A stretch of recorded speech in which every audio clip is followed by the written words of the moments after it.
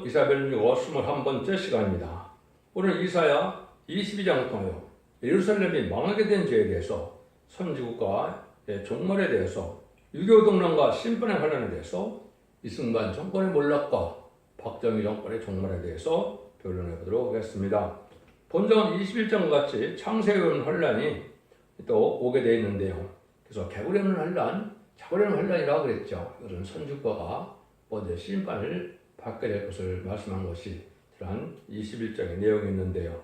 그런데 그런 일들을 하기 위해서 하나님께서는 새시대의 일을 선지국가를 세우게 된다 그랬죠. 그래서 건축자의 본인들이 보통 이들의 머릿돌이 되었다는 그 하나님의 작정된 예언 때문에 그 말씀대로 이 한국을 인간으로 선지국가로 예정하셔서 한국에서 일어날 일을 말씀하시는데, 이것은 옛날 선지국가인 육적 이스라엘 백성들에 되어진 일을 인간 동안에 한국에 되어질 일로 우리가 받아들여야 된다 이 말이죠. 이것은 모든 예언서는 인간 종말에 될 일을 말씀하신 것이고, 알파 오메가 역사 속에서 육적 이스라엘 백성을 통해 역사한 것이 인간 종말에 선지국가인 한국을 통해서 역사하실 것을 보여준 것이다, 이렇게 보셔야 된다 이 말입니다. 그래서 아무리 선지국가고 또 예루살렘이라 하더라도 죄가 있으면 용서 없는 하나님은 또 징계를 내리기도 하시고, 이러한 심판의 환란을 통해서도 알고를 모으시는 것이 하나님의 사랑과 공의를 이루는 일이다, 이렇게 말씀을 했습니다. 여러분들이 이제 여기 이 성경을 통하여 이승만 정권의 몰락과 박정희 정권의 종말을 말하면 과연 그럴까 이렇게 생각할 수도 있겠지만, 그렇지 않으면 이 성경을 우리에게 주실 이유가 없습니다. 옛날에 오래전에 이스라엘 백성들이 망한 일이 우리하고 무슨 상관이 있어서 이 성경을 예언서에 놓고 우리가 이 말씀을 상고할 필요가 있겠습니까?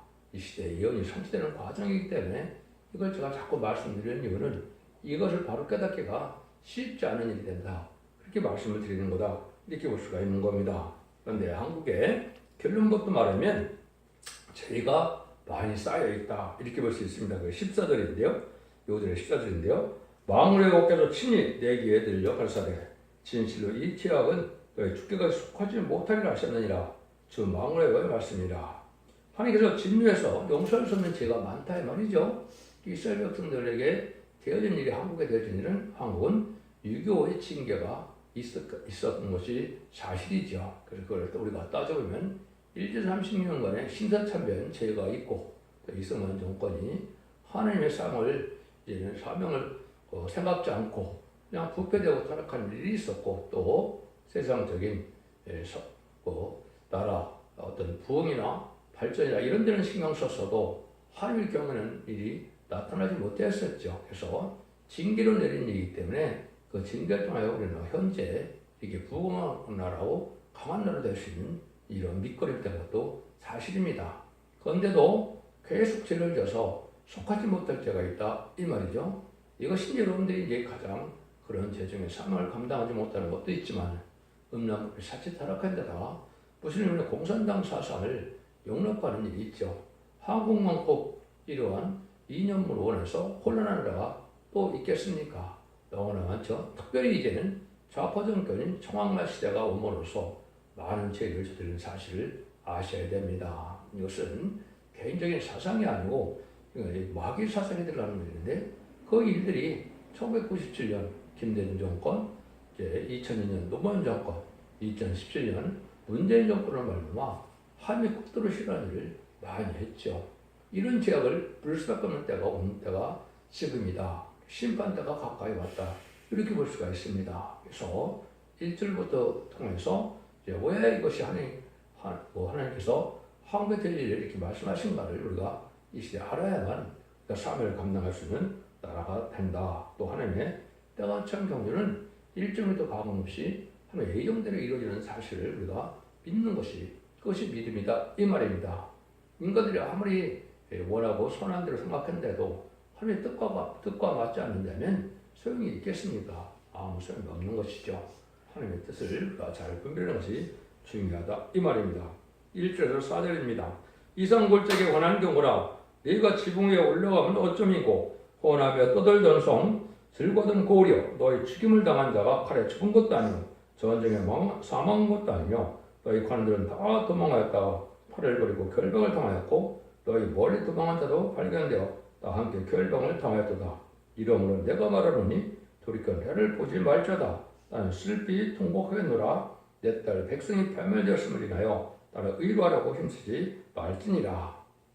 첫 번째는 이상골짜기에 관한 경고라 그랬죠. 이상골짜기는 사명국가인 선지국가를 말씀하시는 겁니다. 아까도 말씀한 것처럼 1948년 이전에는 이스라엘 백성들이 이제 선지국가로의 사명을 했던 일이다 이렇게 볼 수가 있는데, 근데 이스라엘 백성과 하나님의 관계는 언제 끊어진 겁니까?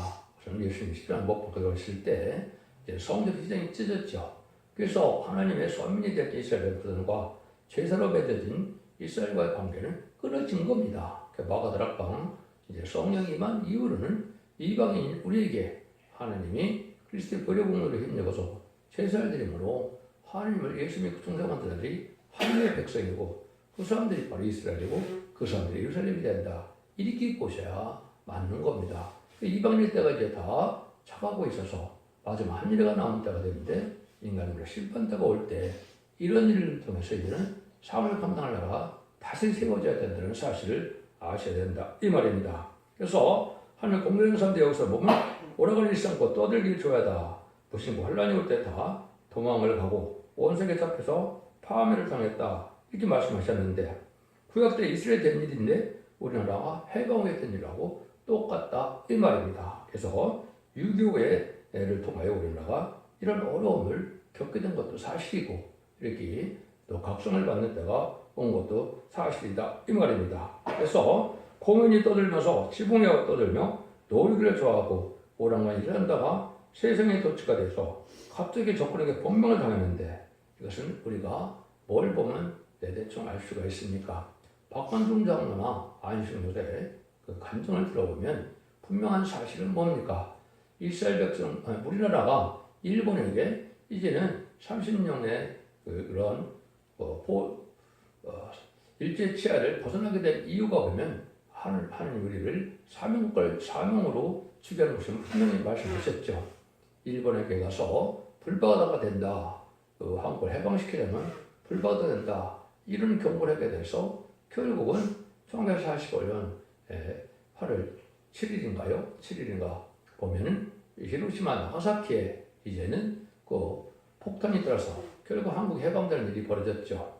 이것이 하나님의 섭리 속에 사명국가로 일으키는 일이 된 일이다. 이렇게 볼 수 있는데, 그런 성경적인 근거가 우리에게 있다 이 말입니다. 그래서 이런 일들을 이제 제가 조금 설명을 드린다면, 하나님께서는 시편 118편 21, 23절에 보면 건축자의 본인들이 보통의 본인들이 되었다는 것이 하나님의 작정된 일이다 이렇게 말씀하셨습니다. 그래서 건축자의 본인들은 예수님이 이 땅에 왕국권자로 오셨다는 것이 분명한 것이 이사야 그냥 6절 7절에 보면 한 아버지로 오신 예수님은 다윗의 자에서 굳건한 나라를 세우려고 오셨다 그랬거든요. 그런데 어떻게 했습니까? 이스라엘 백성들이 예수님 십자가에 못 박혀 죽이는 일이 있었죠. 그 일들을 예수님이 설명을 한 것이 바로 마태복음 21장입니다. 마태복음 21장 19절에 보면 예수님이 들어가 더불어서 때이른 소리는 보관함을 두고 입만 무성하다고 저주를 하니까 기적이 일어났죠. 보관나무가 말르는 일이 벌어졌는데 뭐라고 주님이 저주를 했습니까? 영원히 열매를 맺지 못하리라 이렇게 말씀하셨죠. 왜 그렇게 하셨습니까? 성경대로 예언대로 오신 메시아 그리스도인 예수님을 이스라엘 백성들이 영접하지 않은 일을 예수님이 아셨을까요? 보셨을까요? 아셨죠. 이스라엘 백성을 통해서는 주님의 일을 함의를 할 수 없는 것을 아신 거죠. 그래서 자기 십자가에 못 박혀주길 이스라엘 백성들에 대한 저주다 이렇게 볼 수가 있는 것이죠. 그 설명을 이제 33절을 이하에 보면 포도원을 세주고 갔는데 이제 종들을 때리고 죽여서 아들을 보냈는데 아들을 포도원 밖에서 죽였다고 21장 39절에 말씀하셨죠. 근데 바로 예수님을 영문 밖에서 시켜 돌아가신 일이죠. 그 말씀을 예수님이 이제 설명을 하시죠.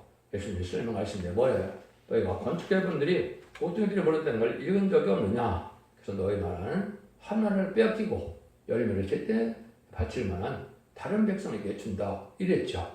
그래서 이거는 건축자의 버린 돌이 보통 때 버린 뜻된 것은 그 그 초림제의 역사와 재림제 역사를 뜻했는데 재림제의 역사는 다른 백성이 하게 된다 이 말입니다.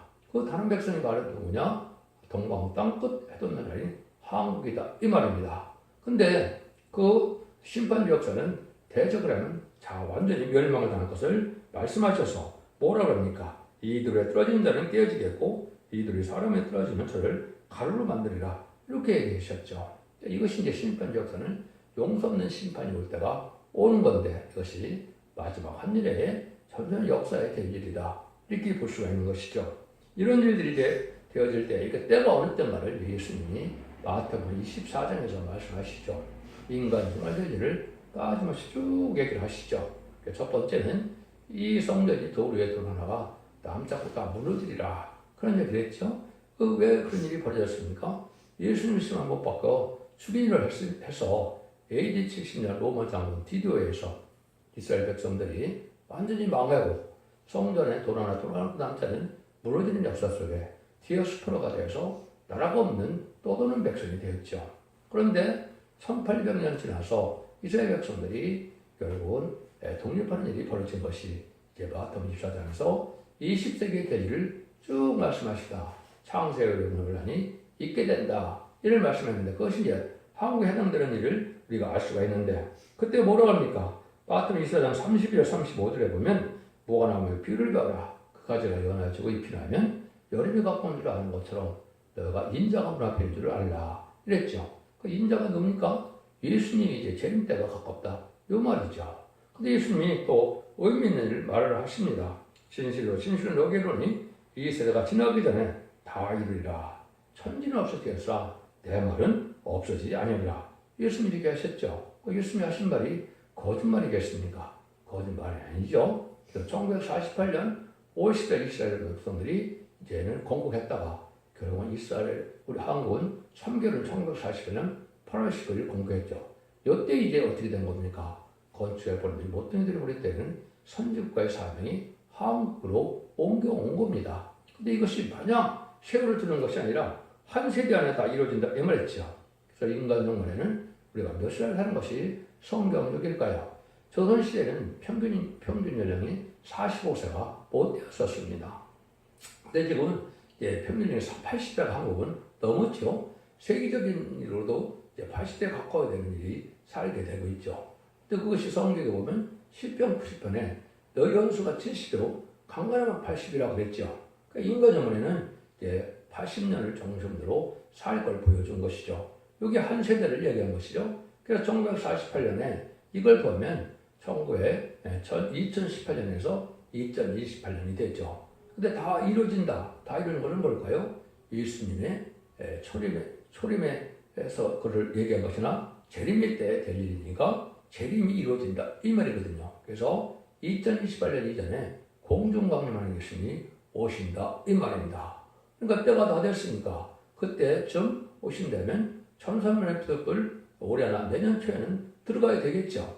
그러니까 우리가 얼마나 임박한 시대에 살고 있느냐 이 말입니다. 그래서 마지막 한일의 역사를 감당할 나라가 바로 인간들의 동방 땅을 해놓은 나라인 한국 선지과인데 여기서 새로운 말세 생명자가 나타나서 모세와 같이 엘리야와 같이 쓰임받는 것이 두 진권자들의 말종인데 그 점이 나타나는 때가 임박한 때다. 그래서 마지막 심판의 진리에 다른 진리를 전해서 순종하면 알곡이 되고 순종치 않으면 화가 맞춰서 환란장에 앞에서 후상자문에 심승의 표를 받게 되는데 심승의 표를 받게 된다는 심판의 대상자 멸망에 대한 상대에서 아마겟돈 때 악인 여정이 절멸을 당하는 일이 있게 된다. 이 말입니다.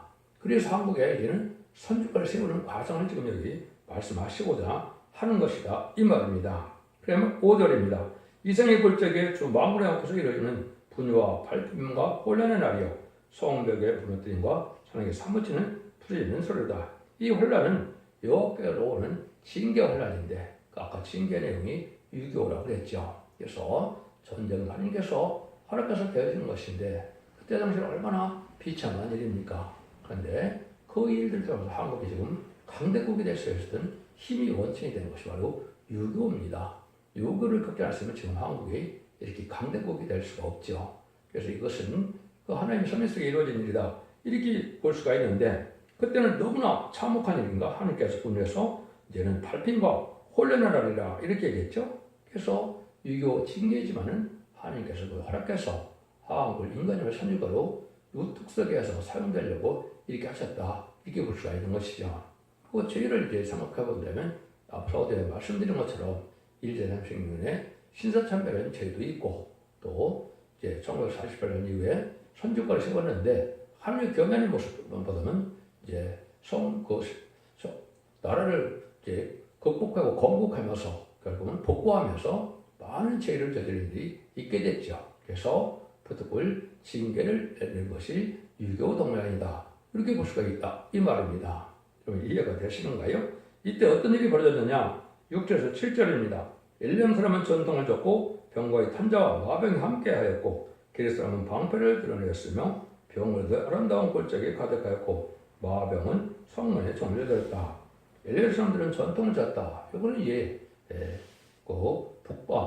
북한을 뜻한 것이죠. 기리 사람은 바로 이것은 중공을 뜻한 것이죠. 그래서 중공과 북한이 합작해서 한국의 유교 동란때 얼마나 이런 전술로 많은 피해를 줬습니까? 이때 되어진 일이 바로 뭐라는 거예요?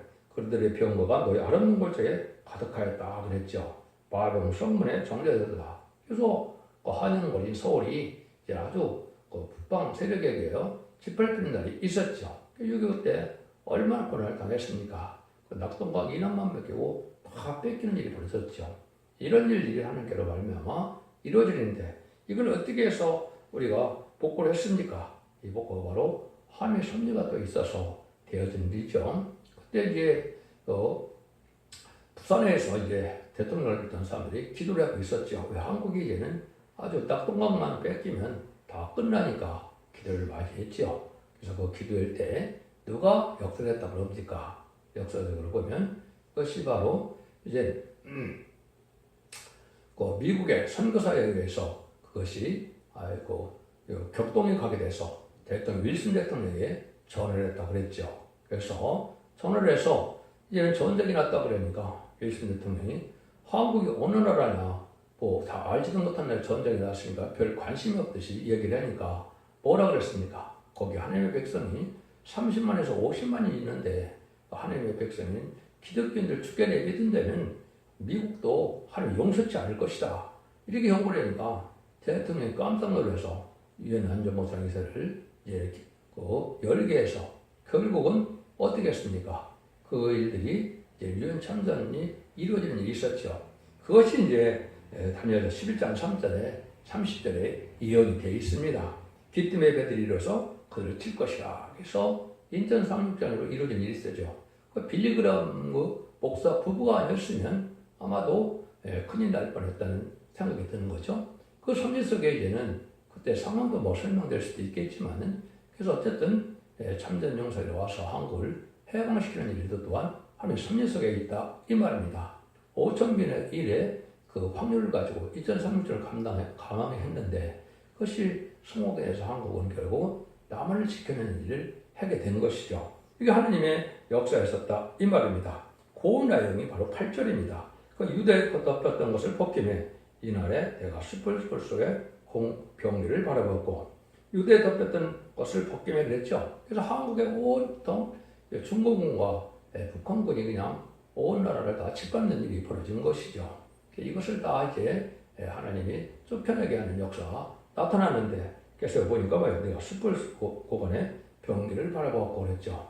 이때 이제 한국이 크게 각성을 받아서 오늘의 한국을 이루게 된 것이죠. 무기가 준비 안 되고 나라에 힘이 없으면 언제 나라는 망할 수밖에 없다는 사실을 너무나 뼈저리게 느낀 것이죠. 이걸 하나님이 이제 교훈을 주시려고 했다고 이렇게 봐야 되겠죠. 그래서 한국 그때부터 다른 건 몰라도 어쨌든 좌우 정권이 바뀌어도 한 가지 변찮는 것은 뭡니까? 한국이 이제 강국이 돼서 이 병력을 또한 방위산업을 발전시켜서 한국을 튼튼히 지켜야 될 일은 반드시 해야 되겠다는 이런 일이 벌어진 거죠. 그래서 박정희 정권 이후로 어느 정권도 그걸 막진 않았죠. 그래서 지금 방산대국에 있어서 세계 5위의 강국이 됐죠. 이렇게 이제 엄청난 일이 벌어진 것은 바로 하나님의 섭리를 이루어서 인간 눈물에 이 나라를 부흥한 나라로 또 전 세계를 좌지할 수 있는 나라를 하는 쉬우게 하는 방법이었다. 이렇게 볼 수가 있는 것이죠. 그러니까 우리가 이 일들을 여기서 함축해서 말씀하신 것이다. 이렇게 볼 수가 있는 겁니다. 그래서 나라를 군대를 양성하게 갖고 또 이제 군수 산업을 이제 병기 산업을 생각하기도 했고 또 지금 우리나라는 가장 장점 중에 하나가 뭡니까? 300만이 넘는 민방위가 있죠. 그래서 백성의 5명 한 명을 한국은 총을 들고 싸울 수 있는 사람들이다. 이 말입니다. 현역군인과 이제는 민방위가 이렇게 준비되는 것이 한국에 지금 있는 굳건한 나라를 이루어주는 초석이 됐다. 이렇게 볼 수 있는 겁니다. 요 일들이 이제 이루어졌다는 것은 이 8절의 내용이 바로 그런 일이다. 이렇게 봐야겠죠. 정신도 차리고 군대도 갖추고 무기도 준비하는 일이 있다. 이렇게 되었다 볼 수가 있는 것이죠. 그래서 이 이후로는 어떤 일이 벌어집니까? 이제는 복구하는데 전념을 해야 되겠죠. 9절 10절입니다. 너희가 다윗성에 무너진 곳이 많은 것도 보며 너희 아래 못에 물도 모으며 또 예루살렘의 가옥을 계수하며 그 가옥을 헐어 성을 건국케 하며 막대기로 막고 나니까 이제는 정신을 차려야 되겠죠. 그러니까 폐허된 일들을 여기서 말하는 것은 저수지도 만들고 또 파괴된 집도 복구하고 이런 일이 이루어졌죠. 그래서 이때 미국의 적극적인 도움으로 우리가 그래도 빠른 시일 내에 복구가 된 것이죠. 고생을 많이 했지만 이런 일이 됐다는 내용을 여기 지금 9절 10절에 말씀한 겁니다. 이때 이제 그런 정신이 없는데 하나님이 계획에 있다는 사실은 몰랐다 이 말입니다. 그것이 11절입니다. 너희가 또 연못의 물을 위하여 또 성벽 사이에 저수지를 만들었느니라. 그러나 너희가 이 일을 하신 자를 악망하지 아니하였고 이 일을 옛적부터 경하신 자를 존경하지 아니하느니라.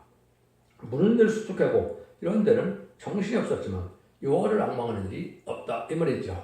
그 징계가 왔고 또 하나님의 도움을 받게서 이제는 행하시고 그 유교를 복구하게 하는 일들이 벌어지는 것 자체 하나님의 섭리를 깨닫는 자는 아무도 없었다 이 말입니다. 그래서 하나님께서 이제는 그들을 하나님을 경외하지 않는 것을 죄로 여긴다 이 말이죠. 이런 사실 아닙니까? 그래서 정신없이 이제 경제개발 또 복구 현장을 많이 했죠. 61년에 박정희 정권이 들어서부터 실제 경제 5개년 개발을 통해서 얼마나 눈시게 빨리라도 한국이 이제 무역 대국이 되어가는 과정에서 지금의 엄청난 이제 무역 대국이 된 것이죠. 이것이 바로 하나님의 섭리가 있었다 이렇게 봐야 된다 이 말입니다. 12절 13절입니다. 그날에 주 망군의 여호와께서 명하사 통곡하며 애고하며 머리털을 뜯으며 굵은 배를 띠라셨거늘 내가 기뻐하며 즐거워하며 술을 잡고 양을 죽여 고기를 먹고 포도를 마시며 내일 죽으리라 먹고 마시라 하도다. 하나님이 이 징계를 통해서 회개에서 선지국가가 되기를 원했는데 회개는커녕 회개는 안 하고 그때 풍조가 어떻게 됐습니까? 조금 복고해서 먹고 사는 거다 보니까 제가 어렸을 때 보면 그런 노래를 많이 했죠. 노산 옷에 젊어선 옷에 이런 노래를 많이 부르는데 이런 일이 벌어졌다 이 말입니다. 그래서 하나님을 경외하는 마음도 없고 하나님을 두려워하는 마음도 없고 이렇게 이제 오늘 먹고 내일 죽으리니 이렇게 마음대로 놀자는 풍조가 많이 있게 됐는데 이것이 하나님의 많은 죄가 됐다 이 말입니다. 그래서 그런 일들이 이제 하나님의 사명을 갖고 망각하고 됐는데 특별히 이제 죄들이 많이 쌓여지는 것이 있었죠. 그래서 용공 협상성에게 나타나고 속화가 되고 타락되고 세상 향락에 땅에 소망을 두는 이런 나라가 돼서 그걸 하나님께서 이제 그것을 깨닫게 하는 일이 있게 됐다 이 말입니다. 그러니까 이런 죄악이 또 쌓여서 지금 보면 또 하나님이 이제 심판의 환란이 올 수밖에 없는 때가 된 것입니다. 그래서 8.15 해방 이후에 결국 많은 죄를 지금 쌓은 일이 벌어졌는데 정권이 잘못된 일이 많이 있죠. 근데 사상적으로 기술적으로도 타협하는 이런 음녀가 부패되는 속화되는 일이 많이 있었죠. 이런 죄가 쌓여있다 이 말입니다. 그거를 14절에 말씀하시죠. 망군의 여호와께서 친히 네게 들려 가르치되 진실로 이 죄악은 너희 죽기까지 속하지 못하리라 하셨느니라. 지금 망군의 여호와의 말씀입니다. 이런 일이 이제 유교 후에 되어졌다고 볼 수가 있는데 근데 대부분은 이제 건물시가 되어서 경제개발을 많이 해서 그런데 하나님보다 물질을 더 사는 시대가 되어 있죠. 그런데 문제는 바로 뭡니까? 좌파 정권의 청말시가 돼서 아까 세 가지 좌파 정권이 있었죠. 세 번. 그 사람들이 죄를 하나님 앞에 많이 졌다 이 말입니다. 그 죄 중에 죄가 뭡니까? 무슨 공산당을 좋아하고 공산당을 추종하는 일을 많이 했다 이 말입니다. 그래서 세상은 우리는 음료 정권과 음료 교권으로 하늘볕에 있을 수 없는 죄를 많이 져서 그 죄악이 드러나는 데가 지금이고 그 징계 환란이 이 정권에 내릴 것이다. 이렇게 보는 것이 성경적인 겁니다. 그래서 특별히 무슨 공산당을 좋아하는 친중, 친북, 친공산당, 친소세력들이 망하게 되는 죄를 진 겁니다. 이것이 신생의 8번과 똑같은 죄를 저질렀는데 이런 자들이 이제 멸망할 때가 온다 이 말입니다. 이것이 이제 성경에는 창세기를 환란이라 예수님 24장 20, 마태복음 24장 20 이렇게 말씀하셨죠. 다니엘은 이제는 개구령 환란이 온다. 이때 대군 미가엘이 천군천사가 동원돼서 인간의 역사가 시작될 것을 말씀하신 것이고 이때는 함이 함께 해주지 않으면 멸망할 수밖에 없는 때가 온 건데 이때가 참된 종교가 누구인지 참된 하나님의 사람이 누구인지 손자가 누구인지를 알게 되는 역사가 있을 것이다. 이걸 구체적으로 게릴라 부대를 통해서 활용할 것을 이제 유에서 2장과 나오면서 2장에 보면 나와 있죠. 그래서 나오면서 2장 제에서는 유에서 2장 제에서는 자고 일어나는 환란이다 이렇게 얘기했죠. 이런 날짜 임박하는 시점이다 이렇게 봐야 됩니다. 그리고 나서 이제 이승만 정권이 그 죄를 많이 저는으로 이승만 정권의 몰락을 지금 말씀하신 것이 15절 16절입니다. 주 망군의 옆에서 가라사 때 너는 가서 그 국고를 받고 궁을 차지한 샘내를 보고 이르기를 내가 여기 무슨 관계가 있느냐 너가 여기 있게 여기서 너를 의하여 묘실을 파느냐 높은 곳에 자기를 위하여 묘실을 받고 판소거에 자기를 위하여 처옷을 쫓아내었도다. 하나님이 공경해야 될 이제 장로 대통령과 또 이은영 목사님의 기도를 통해서 선거를 이루었는데 그런 기독교 국가의 생각은 없어지고 다 사리사욕만 하고 부패가 됐죠. 그래서 그때 당시 많은 사람들이 이승만 자체가 그런 건 아니지만은 많은 정권 사람들이 어떻게 했습니까? 미국의 물자를 빼들리고 이런 일이 많이 사실 벌어졌죠. 우리도 올해서 보면 뭐 밀가루나 또 옥수가를 많이 먹었는데 이런 일들도 많이 이게 부정부패가 개입됐다 이 말입니다. 사리사욕을 많이 챙겼다 이 말이거든요. 그 얘기를 이렇게 좀 어렵지만 그 말씀을 이렇게 말씀하신 겁니다. 그 일을 마치 뭐가 같이요? 자기를 위하여 바위를 뚫고 무덤을 만들고 아주 부자만 가능한 건데 그런 일을 했다 이 말이죠. 그러니까 이스라엘이 이제 그 무덤을 맬 때 부자들은 바위를 파서 무덤을 이루는 그것이 예수님이 아리마대 요셉의 무덤에 가는 일이 벌어졌죠. 그런 사리사욕들을 많이 했다 이 말입니다. 그리고 그런 일들에서 판석을 자기의 처를 쪼아내었다. 개인을 위하여 국고를 낭비했던 일이 벌어졌다 이 말이죠. 이 부패한 정권이 그래서 종말을 맞게 된다 이 말이거든요. 그것이 17절 19절입니다. 여호와가 너를 단단히 속박하고 장사같이 맹렬히 던지되 정령이 너를 말아 싸서 공같이 광박한 층에 던질 것이라. 주인의 집에 수치를 끼치는 너여 네가 그 곳에서 죽겠고 내가 영광에서도 거기 있으리라. 내가 너를 관직에서 쫓아내며 네 시에서 낮추고 이렇게 돼 있죠. 그래서 여러분이 아시는 것은 3.15 부정선거를 통해서 이제 이승만 정권이 몰락기를 가게 됐죠. 어떤 이제 잘못 생각하는 것이 많은데 그는 이기붕 정권이 이기붕이 이제 총리가 되려고 그런 일을 많이 벌린 거죠. 그래서 이기붕 가정도 몰살을 당했고 또 이제 이승만 대통령도 있을 수가 없게 됐죠. 그래서 그럼 어떻게 됐습니까? 자기는 한국을 떠나기 싫어도 떠날 수밖에 없는 일이 벌어진 것이 여기 장사같이 맹렬히 던졌다 이런 얘기했죠. 그래서 결국은 하와이로 쫓겨난 일이 벌어졌다 이 말입니다. 그래서 이제 이승만 대통령은 사랑하는 조국을 두고 어쩔 수 없이 쫓겨나가는 일이 벌어졌죠. 근데 거기 보니까 어떻게 됐어요? 거기서 죽기도 했는데 영광의 수레가 거기 있다 그랬죠. 그리고는 프란체스카에서 내려가서 오스트리아의 여인과 이제 사랑에 빠져서 결국은 결혼하게 됐죠. 이런 일이 벌어질 것이 된 것이다. 이것이 이승만에 대한 예언이다. 이렇게 볼 수 있는 것인데 여러분들 이게 이해가 되는지는 모르겠습니다. 이것이 하나님의 섭리 속에 그렇게 되었다고 볼 수 있습니다. 그러니까 이제 이승만이 쫓겨나가니까 하나님이 어떻게 해요? 박정희 정권을 들었을 방법이 하나님이 하신 것이다. 그것이 20절, 21절입니다. 그날에 내가 실기 아들 내 종 엘리야김을 불러 내 옷을 그에게 입히며 내 띠를 그에게 대어 힘이 있게 하고 내 정권을 그의 손에 맡기니 그가 예루살렘 거민과 내 집에 합의가 될 것이라. 그래서 결국 이제 건국 대통령은 이제는 이승만 정권이었지만 이제 한국을 근대화시키고 발전시키는 것은 박정희 정권이 됐죠. 그것도 한일 삼리 속에 빨리 한국을 발전시켜서 이승만 박정희 정권에게 강한 권세를 줬다. 이렇게 볼 수 있는 겁니다. 그래서 박정희 정권이 아주 강한 권력을 가지고 나타날 걸 보여준 것이 22절입니다. 내가 또 다윗의 집을 열쇠를 그의 어깨에 두리니 그가 열면 닫을 수가 없겠고 닫으면 열 자가 없으리라. 그래서 절대적인 권력을 허락해서 그럼 그렇지 않았으면 혼란을 수습하고 경제가 될 수가 없었죠. 여러분들 것들 참 잘못된 것인데 공산주의 그 정권 지도자들까지도 박정희 정권을 공경하지 않는다는 말을 하는 것이 없습니다. 참 존경한다는 말을 많이 들은 분이 바로 박정희 정권입니다. 그러나 자유주의의 이런 그 정치 지도자만 얘기한 것이 아니라 공산주의 지도자들도 다 하나같이 박정희 대통령은 다 존경한다는 말을 다 했습니다. 근데 이걸 좌파 세력들이 한국에서는 박정희와 이승만을 잘못 알게 이제 애국을 시킨 거죠. 이걸 바로잡을 때가 온 겁니다. 정말 애국은 이승만과 박정희 정권만큼 애국운동을 하고 날 사랑하는 사람들이 어떤 것이죠.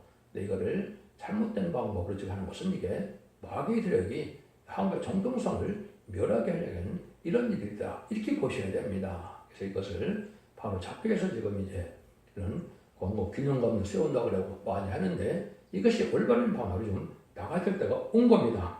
그런데 이제 박정희 정권은 어떻게 되느냐. 하루아침에 몰락할 것을 보여준 것이 바로 25절입니다. 무엇이 단단한 곳에 박힌 같이 그를 경목케 하리니 그 아비 집의 영광의 보좌가 될 것이요 그 아비의 집의 모든 영광이 그에 걸리니 그 후손과 족속되는 각 작은 그릇 곧 종류로부터 항아리까지 가리리라. 마음을 그래서 그랬을 그러나 단단히 곳에 닿는 곳에 못이 바뀌었던 못이 사그리니 그 못이 떨어짐으로 그 위에 걸린 물건이 파쇄되리라 하였으라 나 마음으로의 말이니라. 박정희 정권이 이제 경제가 말로 잘 했죠. 근데 한 가지 이제 폐단이라고 할까 하는 것은 너무나 경상도 의지로 한 TK 정권이라는 말을 많이 했죠. 그래서 이것들이 이제 결국은 지역 편중역선에서 갈등이 생겼죠. 이것들이 이제 그 여기는 설명을 하신 겁니다. 근데 이것이 여러 가지 이유에 의해서 이제는 갑자기 열만 걸면서 옷이 바뀌었다가 딱 부러진 것이 됐죠. 그것이 1979년 10월 26일 사격전 중공집 갔다 왔다가 저녁에 안가에서 술을 한잔 마시다가 결국은 청태에 들어가시게 되는데 그 일이 이렇게 된 일이다 볼 수가 있는 것이죠. 그래서 순식간에 목이 딱 부러지는 것처럼 못이 부러지는 것처럼 갑자기 망했다 이 말입니다. 이것이 박정희의 몰락을 이해하는 것이다 이렇게 볼 수 있는 것이죠. 이유는 이제 아까 얘기했듯이 이제 결국은 우파 대통령들은 경제가불에 힘을 썼고 좌파 대통령들은 이제 북한 정권의 공산당과 친중 정권이 들어서 박해를 저지르는 것이 현재의 상황이다. 그래서 그 모든 지역이 드러나는 때가 지금 윤석열 대통령이고 그 지역을 드러내서 심판할 때가 된 것이 이 시대의 현실에 처한 것이다. 그래서 북방 환란장 심판의 날이 임박한 때 우리가 살고 있다. 이렇게 볼 수 있는 겁니다. 이것이 하나님께서 예제전간에 선지국가인 한국에 대한 하나님 예언된 삶이다. 이렇게 볼 수 있는 것이죠. 그래서 23장에서는 무역 대국이 되고 24장에서는 혼란이 와서 세상 뒤집어엎는 환란이 올 것을 인간 천문의 역사로 예언된 것이 이사야 24장이죠. 그래서 그는 선지국가이로서 자신의 삶으로 세계의 터널의 평화를 선지국가의 삶을 감당할 나라가 지금 될 것이다. 이렇게 보는 것이 맞는 것이고 그것이 두주인원을 받은 참된 이제 말세의 사명자가 나타나가 된 것이고 그 날이 올 내년에 되어 있다고 모든 이방 종교까지도 다 그 말을 하고 있죠. 그 날이 임박한 때 우리가 살고 있습니다. 여러분 참된 신앙을 가져서 하나님을 경험하는 사람으로서 말씀 앞에 순종함으로 자선 만대 축복을 누리는 복된 성도와 종님들이 다 되시기를 예수님으로 간절히 축원드립니다. 아멘.